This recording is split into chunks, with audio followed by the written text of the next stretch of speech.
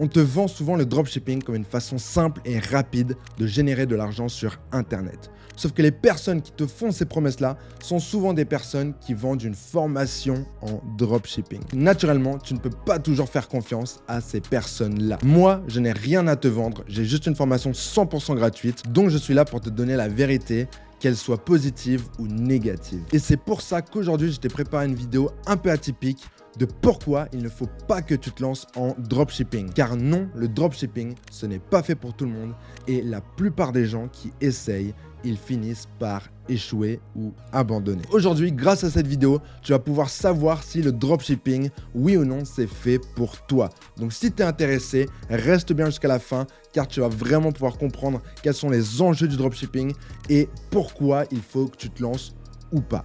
Donc si tu es ready, la vidéo commence tout de suite. On va commencer la vidéo en sautant directement dans le vif du sujet et je vais déjà vous parler de la dure réalité du dropshipping. Car ce n'est pas vraiment ce qu'on croit ou ce qu'on voit depuis un point de vue extérieur. Ce qu'on voit, c'est les personnes sur Instagram avec des Lamborghini, avec des Rolex, qui sont là en train de flexer derrière leur ordinateur, au bord de la plage, en train de trouver des produits winners, de scaler à droite à gauche et de faire énormément d'argent. Tous ces petits screenshots là qu'on voit sur internet, c'est bien joli, mais quelle est la vraie réalité du dropshipping? Qu'est-ce qui se passe derrière les rideaux fermés? Eh bien déjà, en dropshipping, on rencontre énormément de problèmes qui sont extrêmement durs à résoudre, notamment des bans sur n'importe quelle plateforme. Donc ça peut être Facebook Ads, ça peut être Stripe, PayPal, ça peut être même Shopify. Il y a énormément de bans qui peuvent se passer. Qu'est-ce que c'est qu'un ban? Un ban, c'est quand, juste on te jette d'une plateforme, on décide de bloquer tes fonds pour une raison quelconque. Et c'est super difficile lorsque tu dépends d'une certaine plateforme. Par exemple, quand tu dépends de Stripe pour obtenir tes paiements, quand ils décident de te bannir par exemple ou de bloquer tes fonds pendant une période donnée, eh bien tu te retrouves coincé dans une situation impossible. Et ça, c'est le genre de truc au début qui va beaucoup t'arriver car ton entreprise elle est nouvelle, ton nom de domaine est nouveau, tu n'as pas forcément les codes ou les guidelines pour savoir exactement quoi faire pour ne pas se faire bannir. Et donc, c'est un cauchemar, surtout lorsque tu débutes. Il y a aussi l'aspect budget publicitaire. Donc, lorsque tu te lances, il faut que tu aies un budget, il faut que tu aies de l'argent à dépenser sur les plateformes publicitaires. À moins que tu veux te lancer sur TikTok organique, mais ça, encore une fois, c'est quelque chose d'assez compliqué et ça demande pas mal de compétences. Mais imaginons que tu veux te lancer sur Facebook Ads ou TikTok Ads. Eh bien, il te faut aussi un budget publicitaire.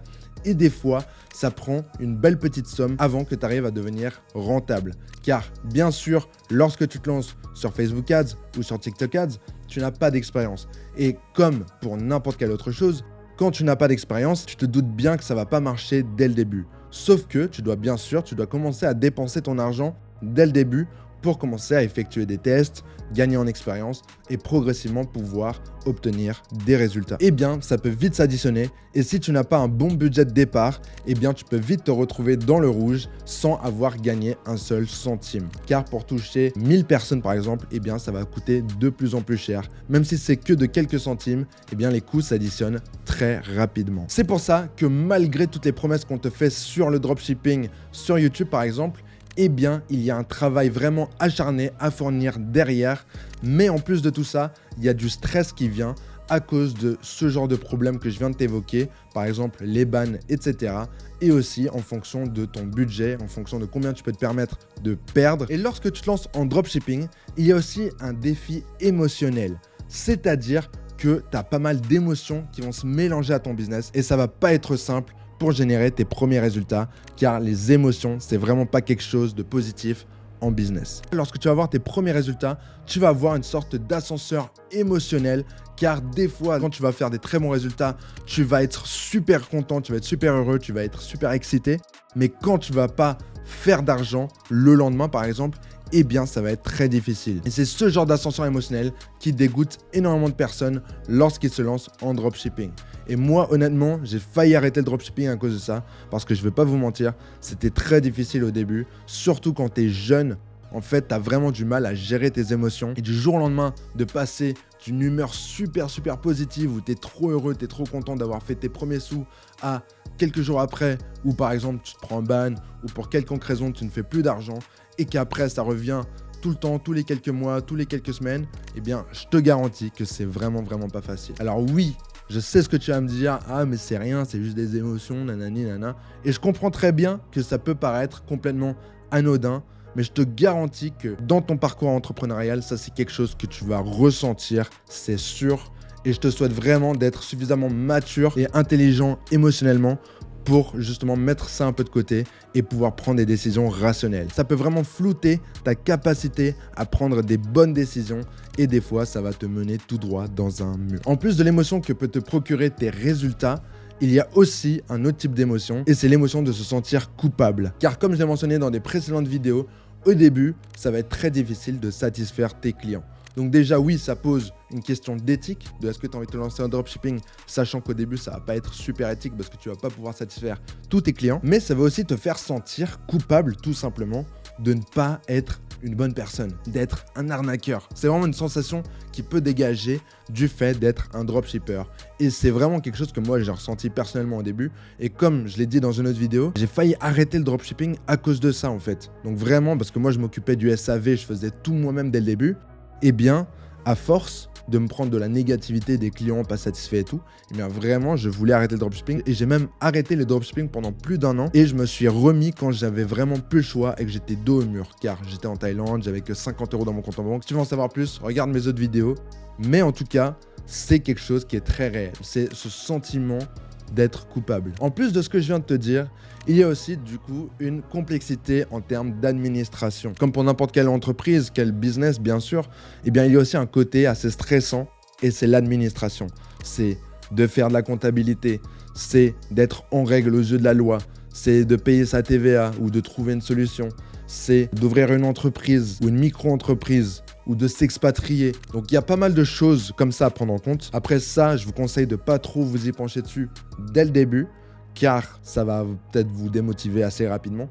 Je te conseille vraiment juste de lancer une micro-entreprise et après de ne pas penser à ça jusqu'à ce que tu aies des bons résultats. Mais en tout cas, c'est quelque chose à prendre en compte car si tu détestes l'administration, bon, je vais pas te dire de ne pas te lancer à cause de ça, mais en tout cas, sache que ce sera une source de stress supplémentaire et ce sera quelque chose qui va t'affecter quand même un jour ou l'autre. Après, comme je t'ai dit, c'est pas une raison pour ne pas se lancer en dropshipping, mais il faut bien que tu prennes ça en compte que c'est pas toujours facile et que tu peux pas faire toujours ce que tu as envie de faire. Même si ça te plaît de faire du dropshipping, de faire du marketing, tout ça, il y a des aspects du business qui vont pas forcément te plaire. Et souvent, l'administration, ça en fait partie. Une autre chose qui peut te décourager de te lancer en dropshipping, c'est la concurrence. Donc vraiment, la concurrence, elle est très féroce en dropshipping. Comme il y a une barrière à l'entrée assez faible, eh bien, les gens, ils peuvent te recopier assez facilement.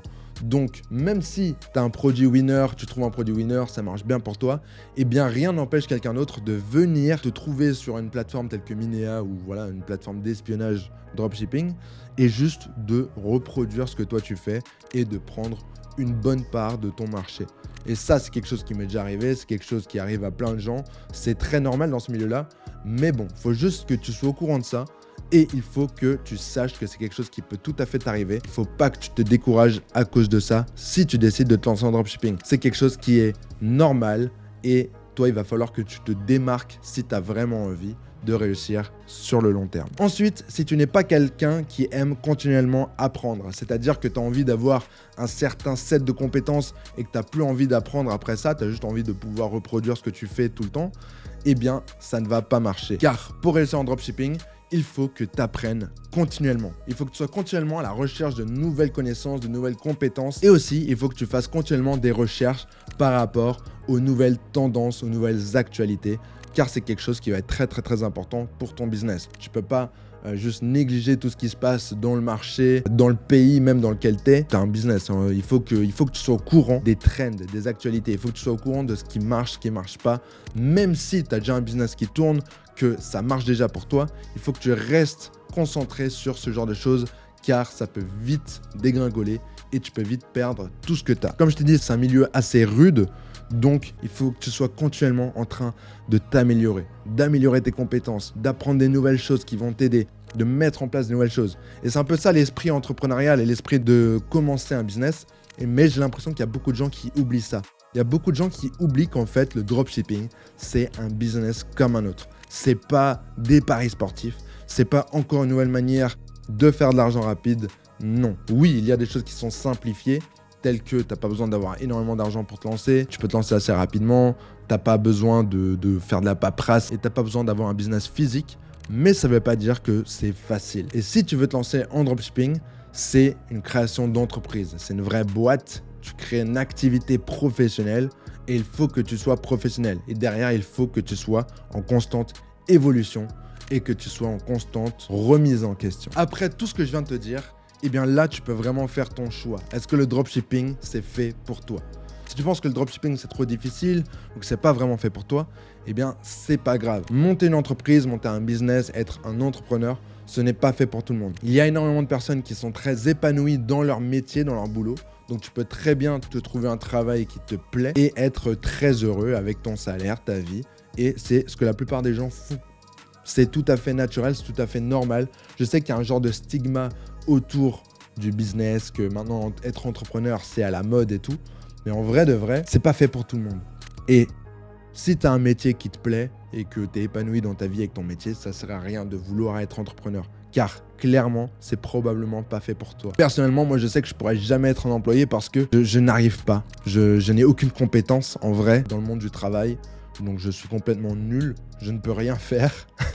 Et même quand je faisais des petits boulots avant, quand j'avais pas d'argent, que j'étais en mise en rayon, etc., j'ai jamais réussi en fait à me projeter en tant qu'employé. J'ai jamais réussi en fait à travailler pour le rêve d'un autre. Mais ça, c'est moi personnellement, ça c'est mes ambitions, c'est mon truc.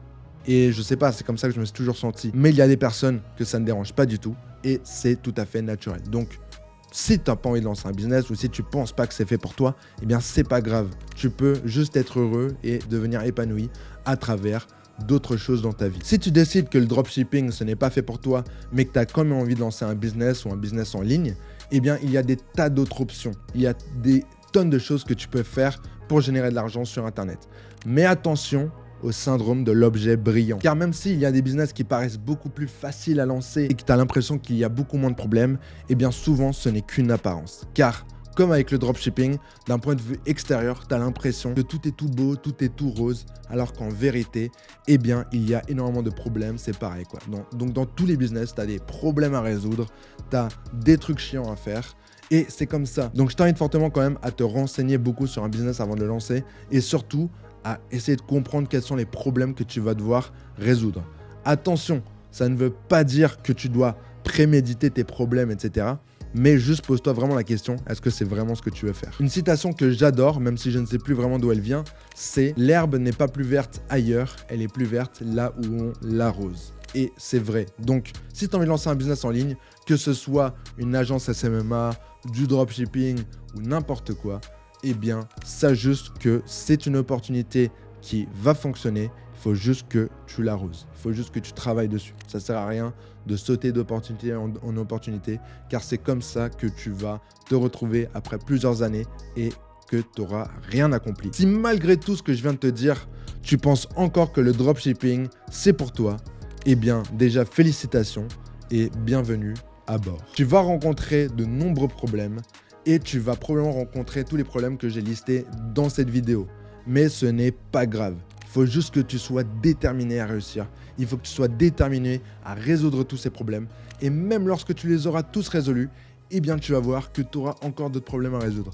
Et c'est ça en fait, la vie d'un entrepreneur. Le travail d'un entrepreneur, c'est de continuellement résoudre des problèmes, apprendre et d'évoluer. Le plus important, c'est juste que tu sois régulier et constant dans ton travail, que tu t'installes des bonnes habitudes chaque jour et que tu essaies juste de devenir la meilleure version de toi-même chaque jour qui passe. Établis une vision long terme et trouve-toi vraiment un pourquoi, une raison de pourquoi tu as envie de te lancer en dropshipping.